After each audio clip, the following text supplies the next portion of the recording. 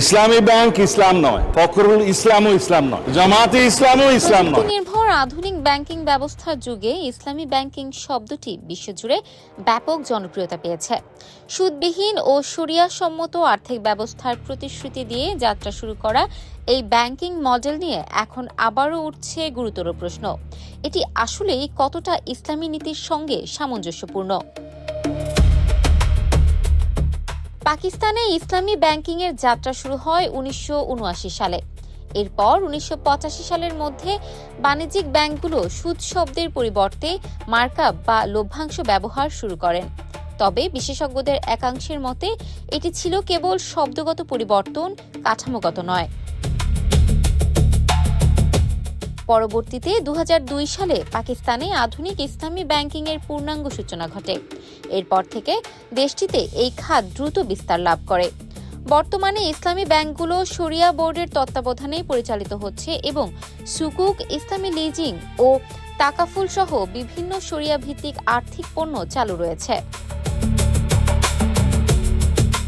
তবে এই খাতের প্রকৃত চরিত্র নিয়ে বিতর্ক থামছে না। বিশ্লেষকদের মতে মুশারাকা, মুরাবাহা ও ইস্তিসনার মতো ইসলামী আর্থিক পদ্ধতিগুলো বাস্তবে অনেক ক্ষেত্রে প্রচলিত সুদভিত্তিক ঋণ ব্যবস্থার কাছাকাছি রয়ে গেছে। একটি উদাহরণ হিসেবে ইস্তিসনা ব্যবস্থায় দেখা যায় ব্যাংক কোনো পণ্য কিনে পরে নির্ধারিত লাভ সহ গ্রাহকের কাছে বিক্রি করে, কিন্তু সমালোচকদের দাবি বাস্তবে অনেক ক্ষেত্রে ব্যাংক সরাসরি লেনদেনে জড়িত না থেকে কাগজে কলমে এই প্রক্রিয়া সম্পন্ন করে। অন্যদিকে মুশারাকা ব্যবস্থায় ব্যবসার লাভ লোকসানে অংশীদার হওয়ার কথা থাকলেও বাস্তবে ব্যাংকগুলো কেন্দ্রীয় ব্যাংকের নীতি, সুদের হার বা পলিসি রেটের সঙ্গে সামঞ্জস্য রেখে মুনাফা নির্ধারণ করে বলে অভিযোগ রয়েছে।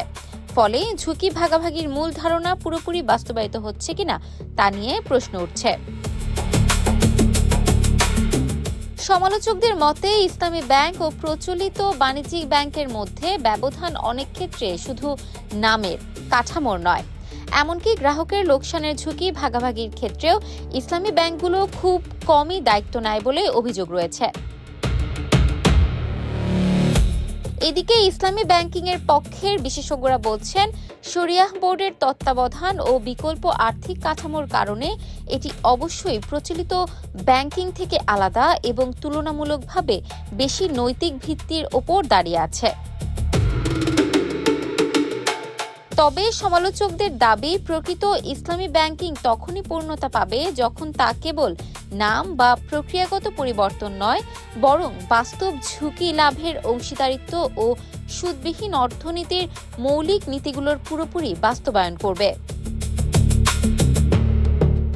ইফাত আর আইরিন, ক্যাম্পাস টাইমস।